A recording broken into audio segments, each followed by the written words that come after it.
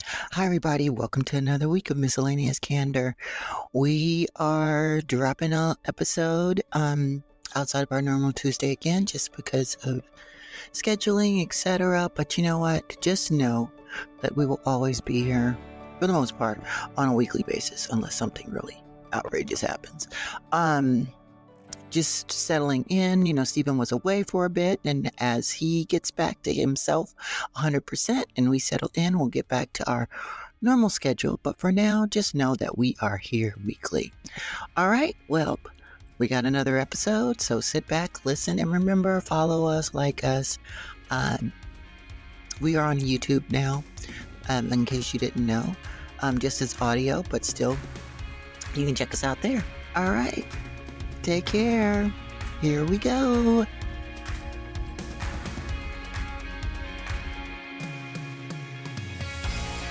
Hi, everybody, and welcome back to Miscellaneous Candor. Frank, honest, and otherwise outspoken. We are going to have a lot to talk about today. Hi, Stephen. Are you there?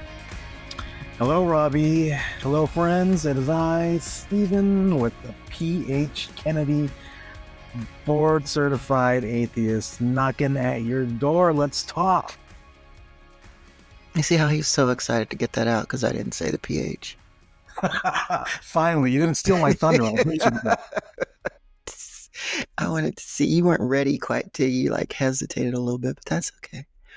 I was waiting for it to come. I was waiting for you to take it. You were waiting for me to jump in. Okay, all right, seriously. Okay, so by the way, thank you for allowing us to hear you clearly today, Robbie. It's good of you. It's kind of you. Because usually okay, you people. sit No, about here he's 5 okay. feet So away he's from gonna your try to. mic. We had a brief conversation before. He's trying to sidetrack the conversation so we can ban friends the conversation and talk about how I told him he sounded like an old man when we're testing the mics, and now he's like, "Oh, we can hear you, Robbie." I don't understand why you get so irritated when I'm just trying to make sure that our audience, our friends, our lovers can hear us. Did I say lovers? Oh my God. Oh, yes, you did, unfortunately. Can you hear me? Can you hear me? I'm going to be super shady on this episode. I might be as shady as 50 Cent. Okay, but let's. He's so shady. Ooh. Okay, all right. Let's go and talk about, because we're going to talk about that at some point. But anyway. I'm sorry, can you speak a little louder? No. Just a bit. So we're going to talk about. Oh, would you stop? You sound like such a grandpa. Okay, so did you listen to any podcasts? I listened to the Oprah podcasts. Again? Scott Galloway was on there. How many different forms of media Galloway are was you going to on absorb there. Oprah? I don't understand women. Why are they so obsessed with Oprah? I'm not obsessed with Oprah. I'm not, but I do think her podcast is good, and I like her podcast is good. It's like, it's like she's back doing what she was known for doing, which is so funny because there was a period where it was just her. Yeah. Right. And now all these people are doing the same thing that she did for years. So I just find it really kind of funny and interesting at the same time. Right? It is. So what did she have to say this week? So Scott Galloway was on there talking about his book about men. Letters. It's your two favorite people, Oprah and Scott Galloway together. Wow.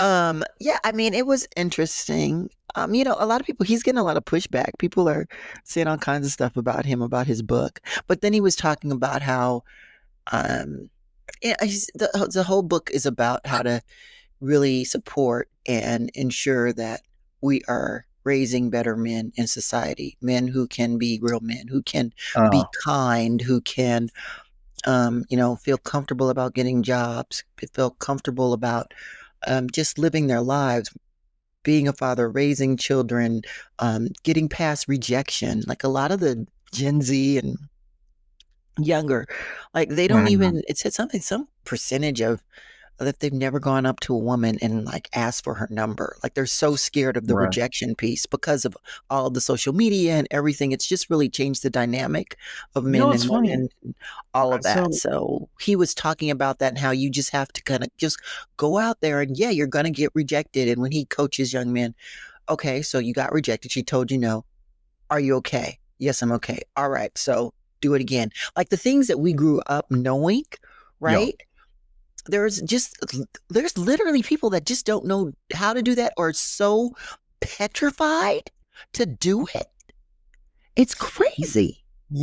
so I originally thought that because it's so easy to chat with random people you don't know online, that when one of these younger folks, went out into the real world and in the middle of real people, it would be easier for them to strike up conversation and say hello and ask someone out. But obviously, that's incorrect. No, you're right. It is incorrect. Like they are petrified of rejection, and then they're in these chat rooms, and then all of this other stuff, and just like then the whole rage baiting thing. It's this crazy cycle, and trying to break that and get people to just interact with other people, particularly young men. And there's just like this huge drop of men enrolling in college, men having jobs, men living on their own, like and Mhm. he's not saying that that means that okay, women get to the side. Like he's not saying that. He's just saying that Uh, we really need to focus on men, and he's right. I mean, there is no, and his whole thing is, he says this multiple times. Who wants self-reliant, confident men in society? Women, yeah. right? And so it's like it's not a whole toxic masculinity type of thing, et cetera, right? It's none of that. It's really just about um, opening up your eyes and realizing that this is a real issue, and doing something to Mhm. help about it. But essentially, like I said, he talks about his whole environment, how he was raised by a single mom, and how a lot of the things that provided him a pathway to be 100 millionaire, because he's worth hundreds of millions of dollars. I don't know if you knew that about Scott Galloway. But that a lot of those things are gone. Like he never would have gone to UCLA if he didn't have a Pell Grant. He that Mhm. paid for his all of his tuition. That's gone. Is yeah. I mean, well, now it only pays for like maybe 20% of people's tuition because Mhm. everything's so expensive. He was raised by a single mom who had a one job, one income, right? That's like unheard of, to be able to do that and then go to Yeah, college, and absolutely. then he says, Right. he was blessed to the fact that he's a straight heterosexual tall white male. He realizes that too, and that so he just talks about all of those things and other things that he had that helped him, just people around him, even in the neighborhood, other men that felt comfortable giving him guidance. Now nobody wants to give anyone guidance because it's like they might catch a case, or somebody's going to say they're a petty, Right. or somebody's going to say Right. they're the diddler or something, like nobody's Mm. trying to do that anymore. So he was just talking about how all of those dynamics environmentally have changed so much, and those have taken effect on men. And not only that, then you start adding social media, the bots, porn, and online porn, right? Not like the magazines and everything else, The the good old videos. days. Yeah, nothing like that. Like it's just constantly in your face. So anyway, he just talks about that. So it was a pretty interesting conversation. I've heard him talk about it before, but it was good and of course, Oprah had different guests and they talked about different things, and then they asked him Mhm. questions, and it was good. Then there was another show I Wait, watched or real listened. quickly, I just want to say What? that I've been listening to Scott Galloway more increasingly. I've been listening to Scott Galloway increasingly over the past couple months, and he's really been working his way into my algorithm, and partly because of you, I assume. So thanks for that. But the more I listen to him, the more I like what he has to say. Like he really makes a lot of sense, and That's the only reason why I like him. And I don't mean to cut you off, but I do have to say this. There's some but things he you are says that cutting I me think off because I it's know, kind I of know. Isn't you're saying you don't So need there to cut me are. off, and you are purposely cutting me I'm off. not though. I just have to get this point across because I don't want Sure. to forget it. It's like you're right. He does make a lot of sense, and he's very logical. He comes with the data. It's clear Yeah. data. And it's like multiple amounts of data. He doesn't just come off and just, I Yeah. mean, he Yeah. says these things, right? But he backs it up. And With like it's 10, like, 10 data points, not yes, just and one it's or two, with common 10. sense. And this is why I love watching him in action. When he's arguing with someone, they never have a response to him. They just get quiet because he comes at you with 10 different data points. Yeah, and then he has humor too. And Yeah. you can't sit up there and say that he's like, hard liberal left and all that kind of stuff because he's the first one to say, no, I don't believe in transgender athletes in sports. No, I don't believe that we should have all of this quote unquote woke stuff in environments and all of that. So no one can come for him and be like, oh, you're a limp-handed liberal or whatever they like to say, because he's not that person. In fact, I think he was mainly Republican before all of the things that have been recently happening in terms of his voting record. Mhm. So, yeah. And he has another show called Raging Moderate. He calls himself a moderate, but, that's kind of a bad word now. But I think the majority of people in the country are in the middle. I really do. But I don't know. Maybe Yeah, that's my yeah, algorithm. yeah, and also I think the places that you and I live are in areas where politics plays a big role in everyday living, as opposed to there are. I think I actually so I find it strange when I'm on a dating app and I see, you have that slot for political affiliation, or some people just write in moderate, politically moderate, and I always find that strange because I'm not used to seeing that. But I think to your point, generally speaking, people prefer to just stay out of it and just be moderate. They're not uh, pushing it on one side or another. Yeah, because I think people, and that's another thing too. The majority of people have most things in common, but we have all these different algorithms and things that we focus in on, talk to. And I find too, sometimes you can't even disagree with people sometimes without them like getting funny style, and I don't know. It's just a whole different thing. Okay. I, you know, Actually, Anyway, no, I take that back. I take that back because what? that used to be the case. That used to be the case where people were generally moderate. But now, not in just the cities that we live in, but I think across the U.S., it's just become so polarized in the last decade that in the last It's some 10 to freaking 10 to social 15 years. media shit because everybody's I looking don't at think the this is stuff. social media. I do. I do. But go on and say what you were going to say.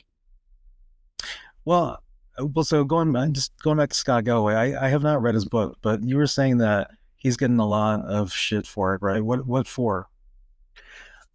People say that, he shouldn't, why is he talking about men so much? Like the other one extremist, he's talking about men so much, blah, blah, blah. The other thing is like, what is this whole thing about being kind and you need to be hardcore? And now there's just like, he's just getting a lot of stuff where they're twisting what he's saying and not listening Yeah. to it or um even reading the book. It's just, or even listening to him talk about it. And again, it is coming from social media. He even says it's coming from social media, and he has to pull himself back from even reading the comments because one, he doesn't know if they're bots, and two, Yeah. it's just like a lot of times you get people to push to certain people's comments to rage bait, right? To say mean things, to say basically the opposite things to get a more quote unquote viral moment. And I Yeah. do Right. disagree with you on um the social media thing because I think we get caught in our own bubbles if we do not purposefully, right? If you're on social media, because some people are just not. And I mean, we have to be on because we do this and for our jobs and all of that stuff. So there's that Do you part, do you right? know a single person that's not on social media? I don't know a single person that's not on social media. I know a few people who are not on social media. Wow. Okay. Yeah, they're just and they're different beasts. Like how they move and how they Mm-hmm. engage, it's just different. And I'd like to be there. I can't, but I'd like to be there. Um, but you have to purposefully look for things to counteract the algorithm or reset it Yeah. a few Yeah, you have to different clear it. Yeah. times. You have to clear it to start all over. And I think that for us, it's easier for us to do that because we didn't grow up for this. So our minds are already hardwired to make hard decisions outside of what we're seeing, even if it's Yeah. difficult. Whereas people who grew up in this, they just keep going down the rabbit hole.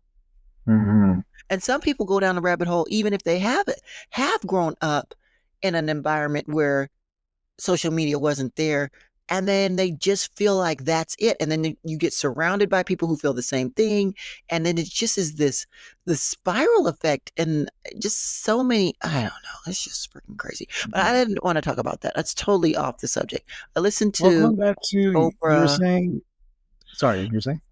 Yeah, I just know that we have a certain amount of time, so I wanted to make sure we got through everything, but Oh I yeah. don't Well, have well, anything else let to me say. hit this one other point. Going back to what Scott Galloway's point is about Mhm. men being, not being strong enough lately. I was listening to him. I was like, there's one statement he made where, which makes sense, is that the value of men is large. Not large, but it's in great weight is based on their financial status, their work, their job status, right? Mhm. Whereas a woman's presence is about uh, beauty and other things.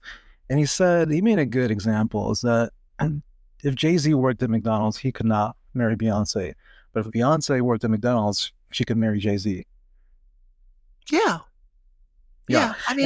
and I think the big That's problem, the yeah. problem here about men not being strong enough is that it's not easy to get a job these days, and when you do get a job, everything is so expensive Mhm. that you cannot really afford anything, and that creates a problem for men. They don't feel worthy, and maybe women don't find them worthy because they can't afford these typical things. So that's a good point. Yeah, he talks about all of that and how a lot of the politicians have set this up, and that people in his generations are living off the credit cards of like the younger generation, and that, you know, he talks about all of that, which you've probably heard. I think Yeah. one of the good things too is I love that he always talks about how, this whole like masculinity and being all hard and being mean, and like we're in this environment where we have all of this masculinity that's mean. People are being really just mean to each other, and that's supposed to Yeah. be a sign of strength. And he was like, no, men are supposed to be strong because, but first he talks about like the physicalities as to why men are strong, how many more muscles they have and different things that they can do, the 10 data points. Let's just call it the 10 data points, Yeah. like you said it, which is a great way to say it, by the way. So he has these 10 data points, and then he says, you have all of that so you can be a protector. Like women should not see men and Yeah. cross the street. They should see men and want to be on the same side of the street as the men because they know the men are going to protect them, or the men that look like they're Mhm. going to do that, right? Like that should Yeah. be more of And the that's not taking feeling away from the than, strength of women, which seems to be the big movement these days. Oh, I'm equal. I'm strong enough to take, we do have, well, he's not taken away from that. no, I know. That's what I'm saying. But what I'm saying is that a lot of women these days feel that, when you say something like that, you are taking away from their strength. Okay, so some women feel like that, but there's some women who do that because they feel like the men are so weak that they have to step up and do it anyway. So you have Hmm. a lot of that. And he talks about that too. Like there is a contingent of people who want to not have to step up and want to not to have to do things and want to just sit back basically and STFU, right? Shut the fuck up. They want to, but they can't. STFU, that's so cute. But they can't because the man either can't be protected, or he can't provide, or he can't do this. So then they feel like, well, I guess I'm gonna have to do it because nobody else is gonna do it, Mhm. right? And that gets Mhm. exhausting. So then you're just like, well, fuck it. I'm just gonna, then you had just have like women in groups of women and women who are just hanging out and women who are, got their dog or their cats or, and the other piece is about how women are fine not being like health wise. Women can be okay without being in a relationship because they do relate to other women. They can hang out. They can do different things. They'll go live life. For men, actually Mm, do a lot better in a relationship and need women. And when they don't have that relationship, that's when they go down a spiral and many times can commit suicide or do things to themselves if they right. don't have like a group of other men, because they were saying sometimes, certain men, there's a really high percentage of men in the country, particularly, we're talking about the United States, that don't have a friend, like don't have a best friend, don't have somebody that they could What is talk it? to, other men. How is it? And this is because they've grown up completely living on social media. Is that correct? Those men and even older men who just have seen like a schism, right? Of like the whole thing of the political issue, and I'm on this side, you're on this side, and remote work, people not going to the office, and just a Mm, lot of different things, um, and just environments where they just don't hang out like they do used to. But people are always on their fucking mm, phones. That's the other thing. yeah. Even if you're not on your social media, a lot of people are still on their fucking phones, texting or, you know, in a variety of different chats for work and all that sort of thing. And I was looking at this picture of what it looks like now when you see people on the street, and it's just tons of people just looking down at their phones, where, I don't know, in the 90s, people were just looking around. Like people don't even Yeah. look around anymore. Yeah. Sometimes if you just take your phone and I notice if I just take my phone and I put it like in my purse and I'm just walking someplace, like I drive and I walk down the street and I just am looking Yeah. around. No one is looking around. Everybody is looking down at their Right. fucking Right. phone, Right. or they are just, involved in that. When I was at the gym today, and then let's go on to the next subject. Unless you listen, I don't think you listen to any podcasts. You didn't. No. Wait a second. Why Did this you? Did assumption? I you? did. No, Oh, no, okay. like Then let me I'm stop. kind of hurt that you're just making a strange assumption. Okay, really, is it a strange assumption considering I'm kind of after hurt. how many I'm kind of hurt. episodes it took you to listen to a podcast?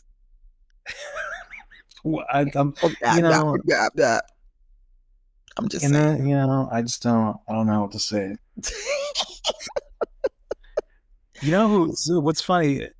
Somebody I've heard recently dabbling into this conversation about men not, being strong enough is Anthony Scaramucci. I don't know why he's been dabbling on this topic, but he's in this conversation too. Yeah, he is. He is. Now, I've heard him talk about it. Okay, so what did you listen to? Yeah, so I listened to a very interesting podcast. We're going over time, by the way, today. I just want you to know that because No, we won't. No, we won't. yeah, we will, We're because planning it's for 30 minutes. 20 minutes. No, we're going past 30 minutes. Keep going. Okay. Okay.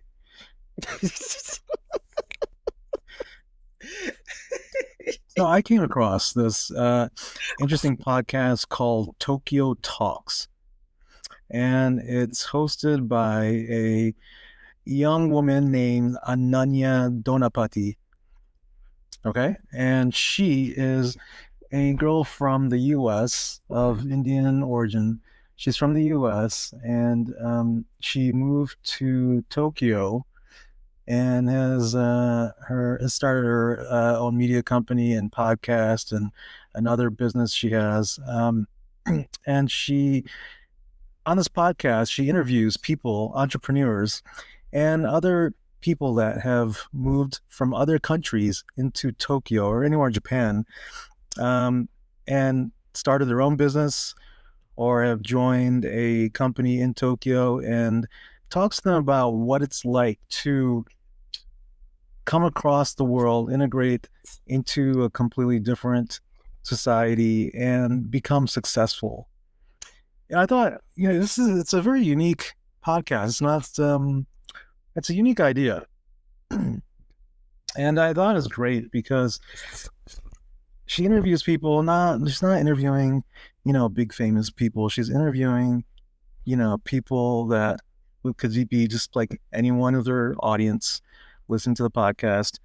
and they're people that found something that motivated them to learn about another culture that was different, very different from their own. And then they embraced it and they moved across the pond or across the world to Japan, and they started a business of their own, became successful. And they talk about the process of it, what kind of sparked that interest to learn about Japan and learn the language.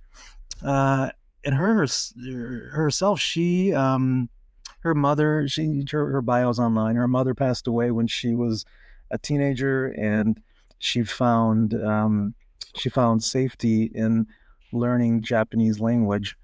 And from there, it just sparked a deeper interest in Japan. And she eventually moved to Tokyo. And so she talks to people, she interviews people, and she learns about their thought process, where they came from, what sparked this interest to learn about other cultures. So overall, I thought it's actually one of the better podcasts I've listened to. I really liked it because it kind of gives a lesson to people in general. Expand your horizons. Learn about other cultures. You'll become a bigger person for it. You'll be able to learn how other people live. You'll be able to improve yourself. And it's possible that this could allow you to enrich your own life down the road and other people's lives. So she's interviewed someone that moved from, I forget where in Europe, but he moved to Tokyo, and he started buying vacant homes and renovating them and selling them. Another person she spoke to was a comedian that moved to Japan and started doing Japan-style comedy and became very famous. Another person she interviewed moved to Japan and started a clothing line and became successful. So they're interesting stories, and the overall theme here is expand beyond your little bubble. That's what I loved about it. Because you interrupted me like multiple times when I was talking about my thing. I let you talk for a long time. So yeah, I'm just gonna say it. Because I think people understand what it is. The only thing I'm going to say is I find it very interesting. I wanted you to kind of break it down as I was listening to it and see what you were going to go to in terms of the detail. But I find it very, very interesting that essentially that podcast used to be America. Like, what do you mean? Because that's what immigrants have done for over 200 plus years. We're going to be 250 years old next year. Yeah, that's a good point. Yeah. that was what immigrants have done in America. Like, moved from a totally different country, totally different from what they know, come to this country, create businesses outside of their culture, learn the American culture, integrate, and be successful. But now, all of a sudden, that's a bad thing to do. Yeah. So I find it interesting that, you're listening to this and you're talking about it as if this is like some novel thing when it literally is the foundation of what this country is. Well, this country, say that the difference is this country is a country of immigrants, right? Whereas, every other country is not. But that's my point. Because we say that this is a country of immigrants, right? But for a very long time, it was a country of only certain types of immigrants. Yeah. And also we say that there is no, like, America's a culture, but there is an American culture. For a long period of time, this was the only place you could think about going and doing what they're doing in Japan. And because of that, right, I think a lot of those people now don't want to come here. So they're looking for other places to go. Yeah, but my point is that the idea of doing that, actually, much of it was founded here. That's true. That's a good point.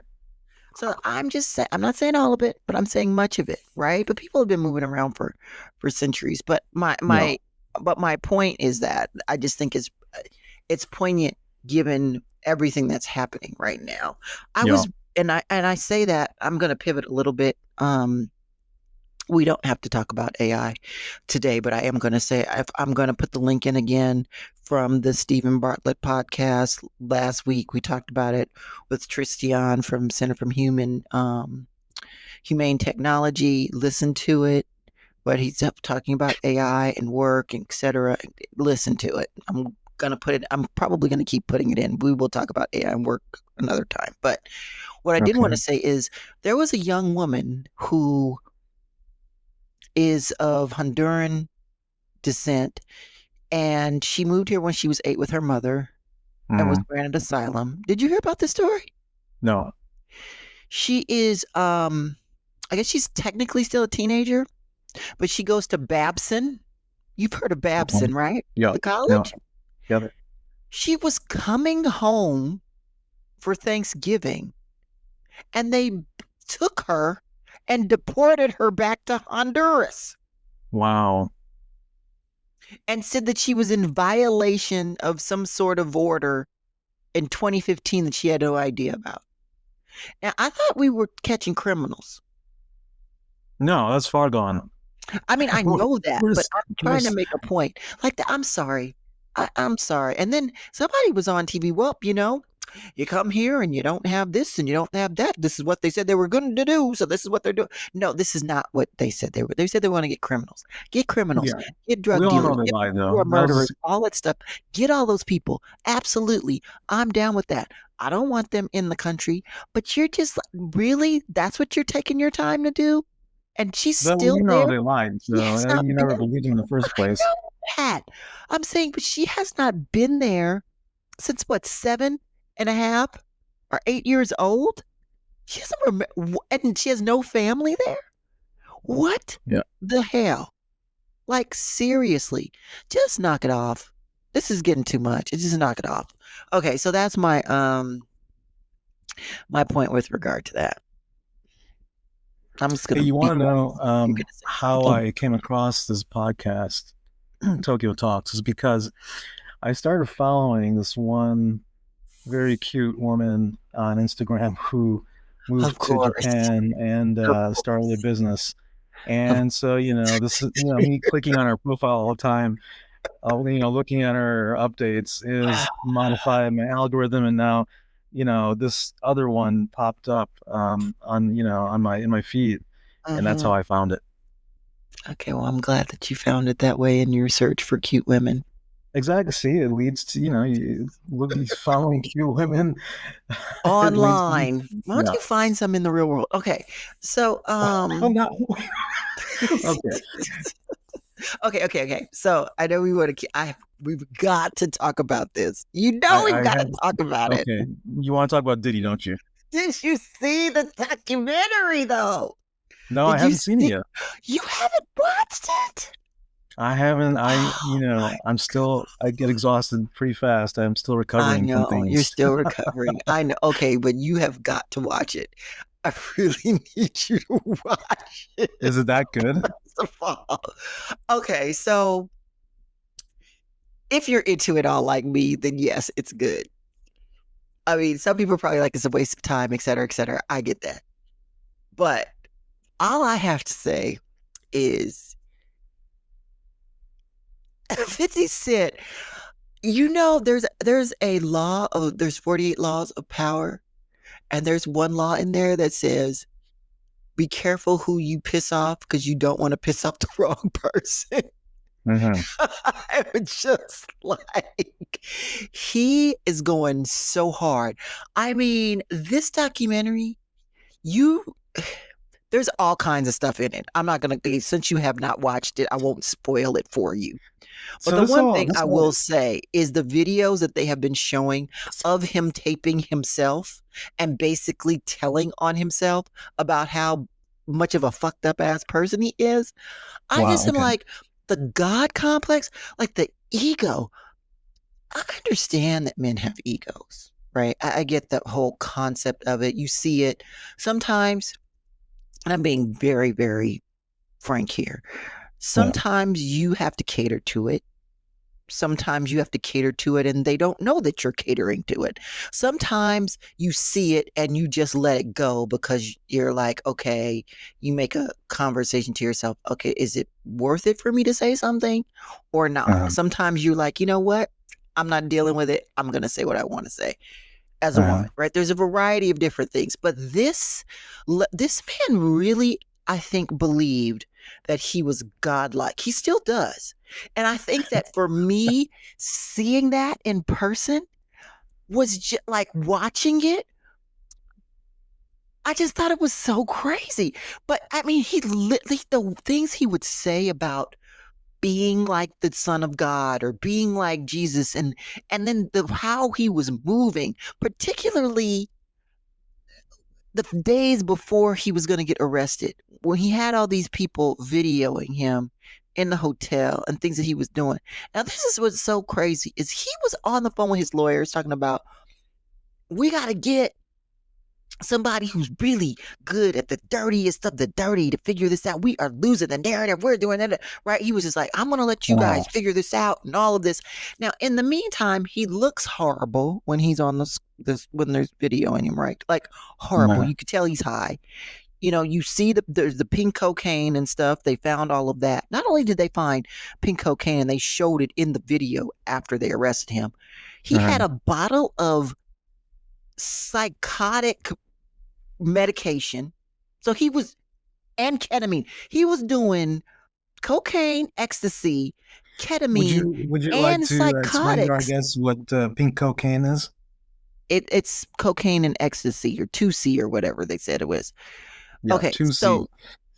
so my point 2C. is, he has all this stuff that he's doing.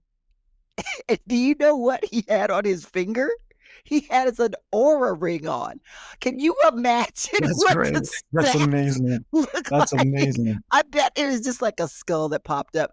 We talked about that because I was just like, that That is is the amazing. craziest thing. Like, you got an aura ring on and you're doing 5,000 million drugs. And Yeah, you can you explain realize, to our audience what an aura ring is? no, you can't do it. Most of our audience knows what an aura ring Okay. is because most of the people who listen to it have one or know what it is. But essentially, it's a ring that you put You on your have finger one? and it tracks. Not yet, but I am getting one next year. Oh, And it tracks all your vital signs, and you can um, read it, and it has AI, and the AI will adjust like what you're supposed to do so that you could be healthier, et cetera, et cetera. And the idea is that you have it as a ring rather than your phone or something else that's, it's attached to your body, and you don't necessarily have to keep looking at your phone, your watch, all of that thing. So it's just a ring. But he has an aura ring on, but yet he's it's doing all this amazing. stuff. So that's just so crazy. He's so, but it's so great. One thing I've got to tell you, there was this woman, he was in a group, she's had thousands of groups. Diddy Dirty Money. And one of the women in there sued him. And the other woman in there did not. Now, the other woman who was in the group with him at the time when it was happening in the 2000s, she was going through a custody battle. And she didn't have anybody else to ask for help. And she Uh, called Puff, and they call him Puff. They go back between Diddy, yeah. Puff, all of that. She called Puff and asked him, she was like, you know what? I really need some help with my attorneys. Can I get $5,000? Oh, that comes with a big, big cost. No, he said, I can't help you. Oh, wow. Okay. We know he has, at a point he was almost a billionaire. He's like, I can't help you. But then Wow. when the other girl drops the lawsuit with all these 55 pages of allegation, he calls this other chick that he didn't get the $5,000 to, who was one of his artists, who had been on tour with him, all of this stuff, right? Nah. He calls her and begs her to come out and make a statement for him. Oh, wow. I'm like, what's wrong with you? Like, Well, a and lot. then they talk about how he didn't pay people. He did not pay What? people. Really? And so, yeah, yes. They talk about how bad he's paid people. And someone said to me, which I did not know, but this is a thing. Well, you know what they say about pimps? And I was like, no, what do they say about pimps? And they say, Pimps make promises they don't pay. That's funny. And if you watch the video and you listen to how he talks to people and the way he manipulates them, he's pimping them. And not only that, they'll like, buy clothes for you, make sure you have a place to stay. They ain't gonna give you no money. You think about Cassie, she always looked good. She had a place to stay. Why couldn't she leave? She didn't have no money. 50 cents, baby mama, he gave her, put her just on an allowance, certain amount, right? Paid for the house, everything was in his name, the clothes, all that stuff, right? And I'm like, that's all this was. Okay. It's funny. I just think it's so crazy. You go back to the 90s and the early 2000s, and I would have never thought that this guy would be this monster. And that's why you have to watch it, because I'm not even going into all of the other stuff, the 90s stuff, the Tupac stuff, the Biggie stuff, how he dealt with everyone else, and then the people who are missing that they don't address. And it's just you gotta watch it, and then you can just see just how petty 50 Cent. He is so petty. He's so petty. This is all because you told me this is all because his woman, this baby mama. All right. Yeah. All right, folks. And there's another episode of Giddy for Diddy. I'm sorry. I know. It's just so, I think taking us over time, getting all excited. Of course I have. The reason why I think I talk about this, I'll mention why, because I know some people are like, why are you all into this? And there's a few reasons. One, because I didn't think, I was like you. I didn't think he was this much of a monster, right? No. I didn't know a lot of the stories. And then as time started passing, you start hearing the things. And then he was the music of our generation. Like, he was responsible for a lot of the artists. Yeah. He had hand in that, right? Yeah. Right. And I like that music, right? Oh, yeah. And then, whenever I have flashbacks of my younger days, I immediately, along with those flashbacks is some of, any of his music, right? Mm-hmm. And the sampling. I associate my flashbacks with his music, his artist's music. I mean, shoot, Jodeci, Forever My Lady. There's a lot of good stuff. A lot of good stuff. That song. That's a whole nother conversation.